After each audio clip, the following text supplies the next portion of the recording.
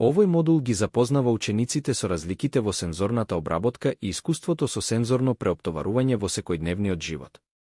Се фокусира на градење свест за тоа како сензорниот влез може да влијае на емоционалната регулација, однесувањето и учеството, особено кај лицата со аутизам. Преку искуствени активности, рефлексија и практични алатки, учесниците учат да идентификуваат сензорни предизвикувачи, да препознаваат рани предупредувачки знаци на преоптоварување и да применуваат персонализирани стратегии за поддршка на саморегулацијата. Модулот нагласува практични, преносливи пристапи што можат да се користат во домашни, образовни, заеднички и работни средини. До крајот на модулот, учесниците ќе можат да ги предвидат сензорните предизвици, да ги искажат своите потреби и да управуваат со сензорните ситуации со поголема самодоверба, автономија и независност. Цели на учење. До крајот на овој модул, учесниците ќе можат да ги објаснат разликите во сензорната обработка и нивното влијание. Што е тоа сензорно преоптоварување?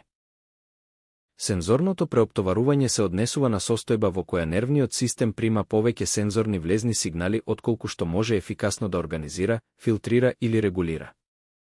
Ова може да биде резултат на сензорни влезни сигнали кои се премногу интензивни, напр. Гласни звуци или силни светла, премногу сложени, непредвидливи или траат подолго.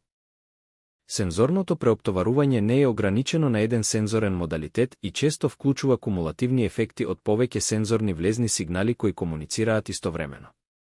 Кога се јавува сензорно преоптоварување, поединците може да доживеат зголемен стрес, анксиозност, раздразливост, конфузија, физичка непријатност или когнитивен замор.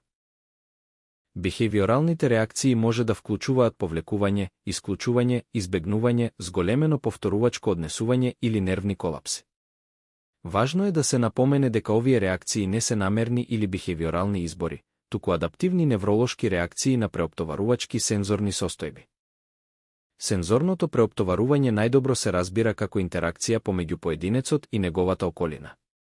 Фактори како што се недостаток на предвидливост, ограничена контрола врз сензорниот влез, социјални барања, временски притисок и очекувања за одржливо внимание или саморегулација можат да го интензивираат преоптоварувањето, особено во учењето на возрасни, работата и општествените услови. Во рамките на овој модул, сензорната обработка се пристапува кон индивидуално, динамично и искуство зависно од контекстот. Во согласност со перспективите што ја потврдуваат невроразновидноста, сензорните чувствителности се препознаваат како природни варијации во човечката сензорна перцепција, а не како нарушувања што мора да се коригираат.